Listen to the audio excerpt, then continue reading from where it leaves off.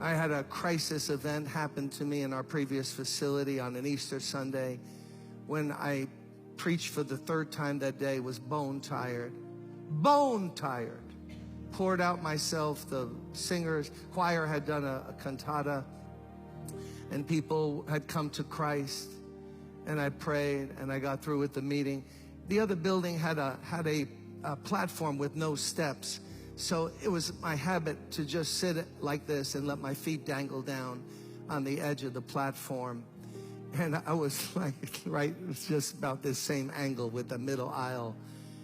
And I'm just saying, so tired. I remember taking my knot on my tie and loosening it and saying, you know what, I'm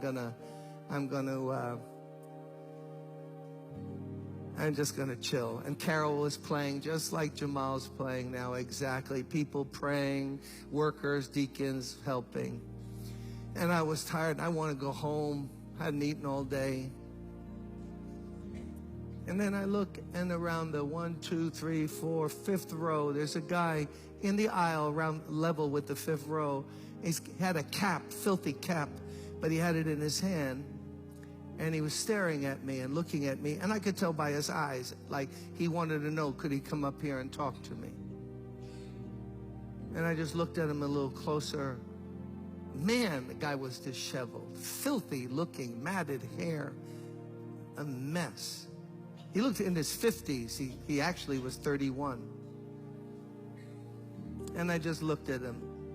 And I thought, because Everton, Julia, they remember back in that building, we had a lot of people panhandling in the church. They would come in and ask for money, and we had procedures of what to do when people ask for money. So we don't want to build their habit and hand them money. They'll just go out and drink it. And I thought to myself, what a bummer, because I'm going to have to give money. I'm not even going to go through the procedures. I'm going to just give this guy some money. I had no wallet then. I had a money clip. So I waved him up, and he came. So I'm here. He got to about 5, 6 feet away from me. Whoa, whoa, whoa, whoa, whoa, whoa, whoa. Smell? No, a smell? You think you've smelled something? I'll match that smell with anything you've ever smelled in your life. A mixture of feces, urine, sweat, street, and alcohol. Stir gently and let it cook for a while. And that's what I smell. Nasty. I looked away to inhale, and I started questioning, what's your name, David? Okay, I'm a minister. Let me go through at least the procedures here. So, man, you look bad. I didn't know he was laying in his own urine right outside the side door on Park Place in that building. And he heard the music, and it drew him in. He was just sprawled, laying out there. So he's there. Oh, Lord. Where'd you sleep last night? Deserted truck. How come you're not in a shelter? Too dangerous. Almost got killed last one I was in. Okay.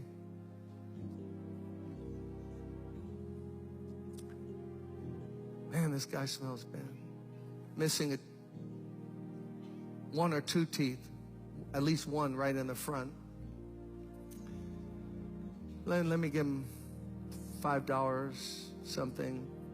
Not the way I wanted to end the day, but, you know, what can you do? Took out the money. I remember handing it. He pushed it down. He said, I don't want your money. I want this Jesus you were talking about.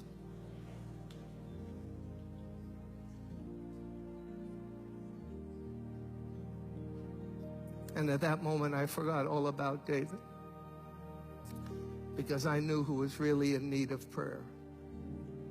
It was Jim Cymbala. It wasn't David. So I forgot him. I lifted my hands like I'm going to ask you to do in a moment.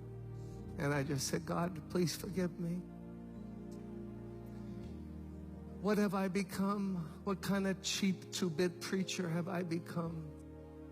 You sent somebody who's searching for you, and I want to give them a few dollars and get rid of them.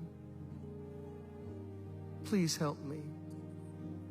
And God, that moment, baptized me with a love, with something, with grace. He saw how pitiful I was. And David knew it. And he drew close to me. And I started to cry. And he started to cry. And then he fell against me. And he put his head over here. And I put my arms around him. And he put his arms around me. And for a while, we just rocked back and forth. A preacher in need of God. A guy from the street in need of God. I'm not sure who was needy, or might have been me. You know what God spoke to me that moment? And this is not trendy at all. Those of you who want to go to like church growth institutes, this is not what this church is about. God spoke to me and said, you see that smell? If you don't love that smell, I can never use you. Because the whole world smells that way to me. All the stinking, filthy sin of mankind. I sent my son to die for that smell. So you're either going to embrace it and love people in my name, or I can't use you. I'll put you on the shelf. And if God is my witness, you can believe it or not, suddenly that smell became like the most beautiful lady's perfume you ever smelled in your life. It was just overwhelmed me. He was weeping, I was weeping. I led him to Christ. We prayed, we detoxed him for 4 or 5 days. Hired him on church staff, housekeeping. He spent Thanksgiving and Christmas at my house that year. My buddy got his teeth fixed, handsome guy. For that Christmas, all he had, he gave me a handkerchief. He wrapped it up in wrapping paper, gave me a white handkerchief. I kept it for years. It meant more to me than anything anyone could give me. You could have bought me a car. I would have said, keep your car. Give me that handkerchief. And what broke him and what broke me is God's love. Brothers and sisters, let's walk in love this year. Let's think about other people. Let's love other people. If they're different than us, think different than us, look different than us, smell different than us. I didn't grow up around that smell. I was blessed, fortunate, middle class, Polish, Ukrainian, middle class home. That wasn't my world. But it's God's world. And he wants to use all of us.